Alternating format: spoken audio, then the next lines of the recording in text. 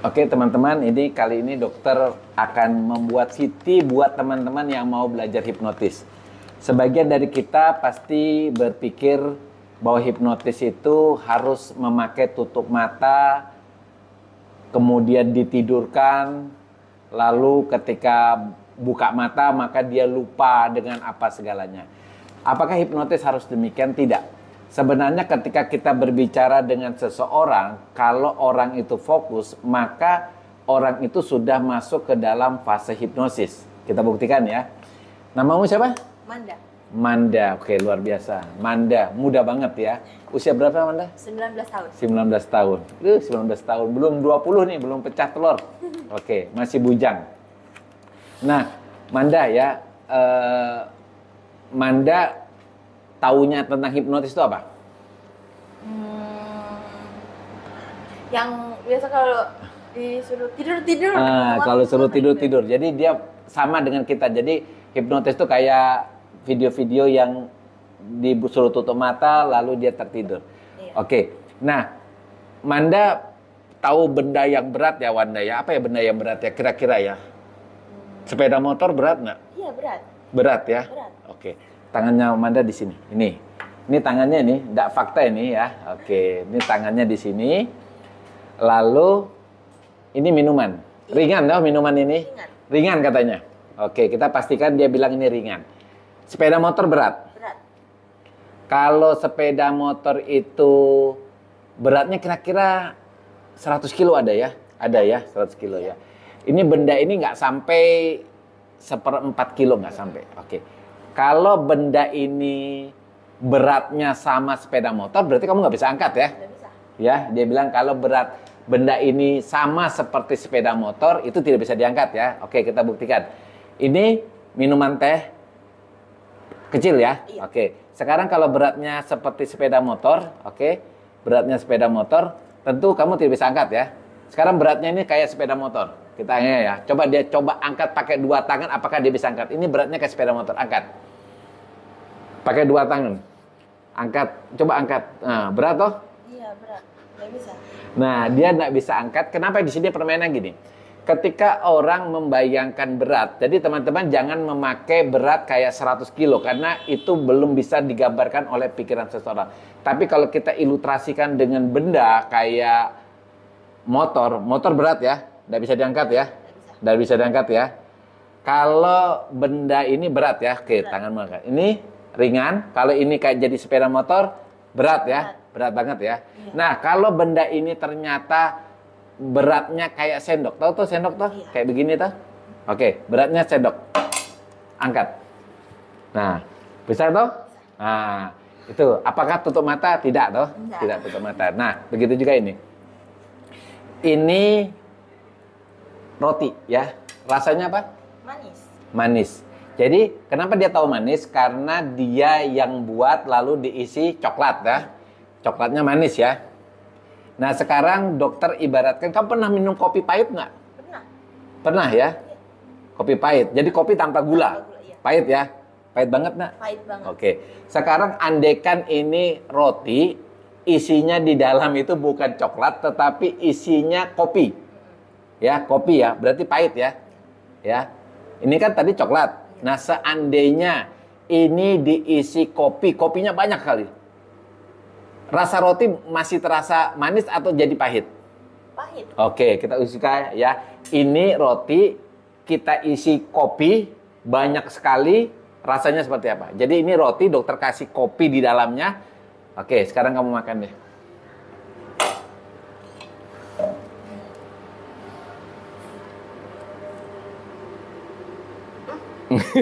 Rasanya seperti apa? Kayak kopi. Pahit. Pahit sekali ya? Coba cicipi lagi, pahit enggak? Mungkin di satu sisi yang lain, yang ini. Cicipin lagi yang lain.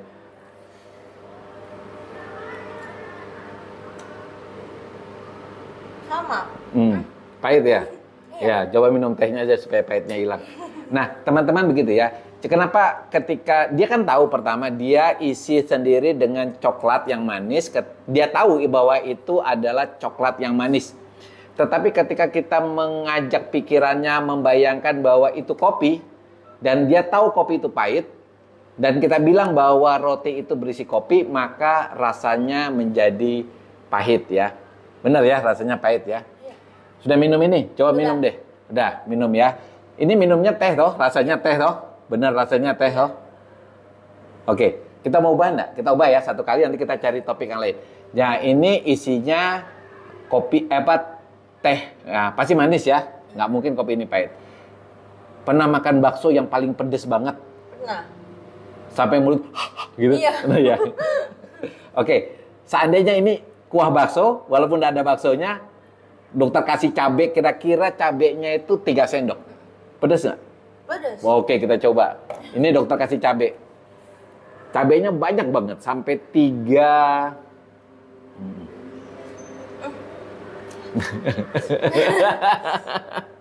Oke deh, supaya dia tidak tersisa, minum lagi, sekarang rasanya teh manis. Oke. Nah, pelajaran lagi gini ya. Kenapa kita bisa mengayang? Karena dia pernah merasakan yang namanya bakso kuah yang pedas. Jadi dokter sebenarnya memancing memorinya dia tentang dia pernah. Kalau dia nggak pernah makan bakso yang pedas, tentu kita tidak bisa memakai memori itu. Oke, kita kembali ke topik yang lain ya.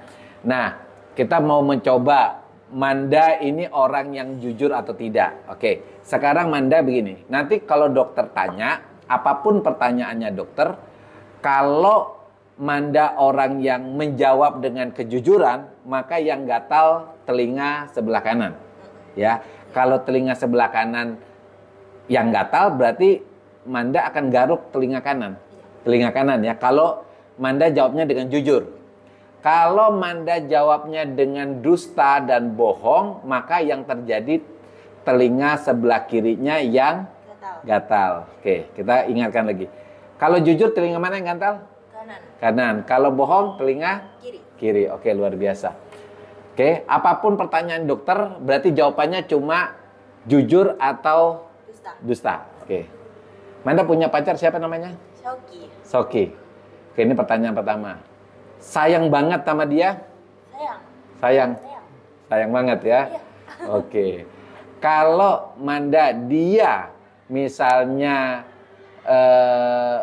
selingkuh dengan orang lain, kira-kira Manda masih sayang tidak? Tidak. Tidak. Tidak ya. Ya, tidak ya. Tidak. Oke, benar ya. Nah, sekarang Manda, makanan kesukaannya Manda, dokter tebak ini ya. Nasi goreng, benar atau tidak? Benar. Benar ya, benar ya. Oke. Kemudian minumannya kesukaannya Manda, kopi, benar atau tidak? Kopi. Iya. Kopi ya, benar juga. Oke, luar biasa. Nah, Manda ini berpikir apakah pacarnya siapa namanya? Shoki. Sauki. Nah, kita tanya, menurut kamu pikiran di alam sadarmu siapa namanya pacarnya? Shoki. Sauki itu setia atau tidak? Tidak. Tidak. Tidak ya? Tidak. Oke, dia punya perasaan bahwa pacarnya dia ragu ya. Oke. Dan sekarang gini, Manda termasuk orang yang berani lewat kuburan tengah malam tidak? Berani atau tidak? Enggak. Enggak ya. Jadi takut ya, takut ya, takut ya, takut. Dia takut tengah malam. Oke. Sekarang Manda punya jawabannya iya atau tidak? Manda punya saudara 10. Benar ya?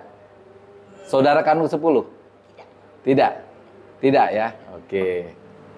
Oke, begitu teman-teman. Jadi kalau teman-teman yang mau menguji pasangannya setia atau tidak, jujur atau tidak, ya kita kasih anchor. Anchor itu pengingat. Yaitu kalau jawabannya jujur dengan melakukan tanda sesuatu, kalau dia bohong melakukan tanda sesuatu.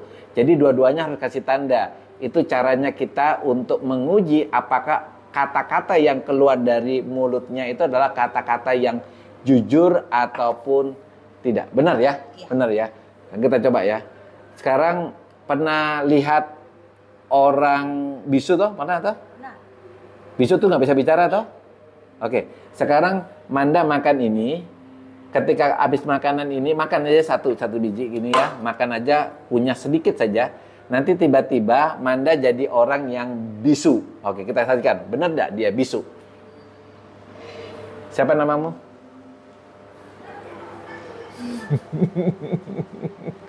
Apa? Siapa namamu? Coba kamu baca ini deh. Baca, kita mau coba. Ayo, baca ini.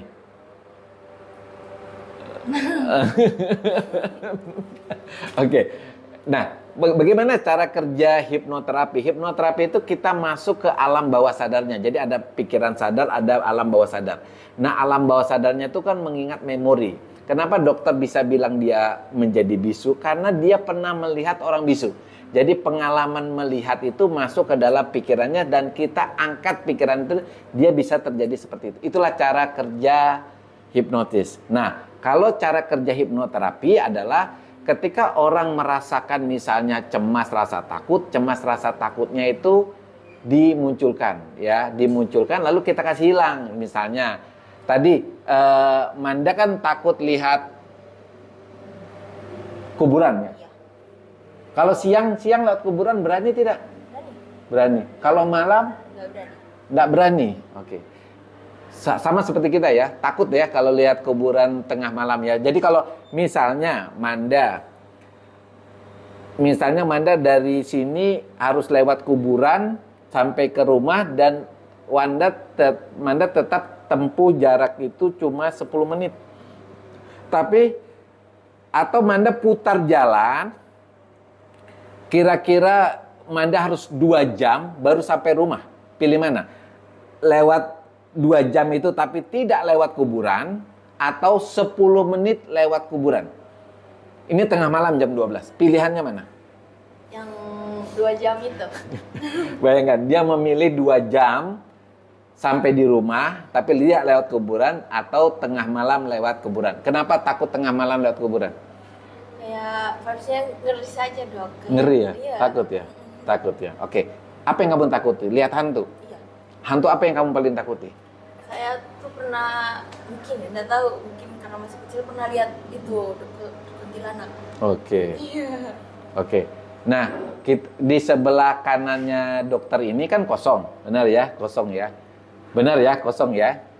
Apa dia takut atau tidak? Oke.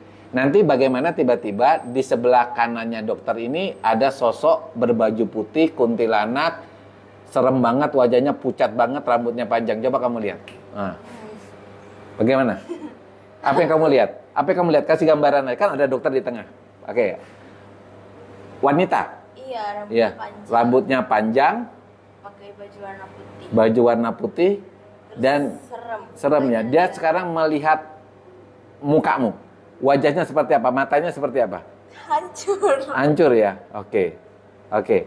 Mau kita kasih hilang dia? Iya. Oke. Sekarang kuntilanaknya hilang. Nah, teman-teman, bagaimana itu bisa terjadi? Karena ketika dia bilang dia takut kuntilanak, kenapa dia bisa tahu padahal dia tidak pernah lihat kuntilanak secara asli? Karena mungkinlah Manda ini pernah lihat film ya kuntilanak atau pernah cerita tentang kuntilanak. Kuntilanak nggak pernah laki-laki toh? Iya. Oke, berarti kan dia sudah dapat gambaran. Kita semuanya sama dengan kayak Manda. Pasti kalau kita dibilang kuntilanak seperti apa, gambaran udah tahu. Bajunya putih, rambutnya panjang, mukanya hancur, ya. Kalau diperhatikan kakinya nggak sampai lantai. Nah, begitulah. Jadi kalau kita mau misalnya kita membilang bahwa dia ada kayak Dracula gitu ya, padahal dia nggak tahu tuh Dracula seperti apa. Mungkin nggak pernah nonton, sehingga itu pun tidak ada gambaran seperti itu. Itulah cara kerja tadi ya, tadi kata hipnotis. Tapi hipnoterapi bagaimana?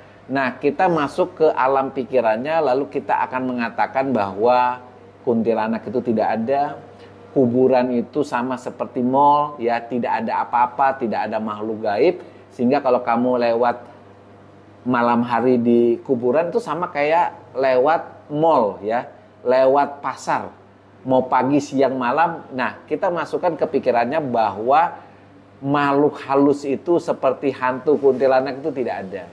Kalau dia believe banget dengan apa yang kita masukkan ke dalam pikirannya, ya dia menjadi orang yang berani gitu ya.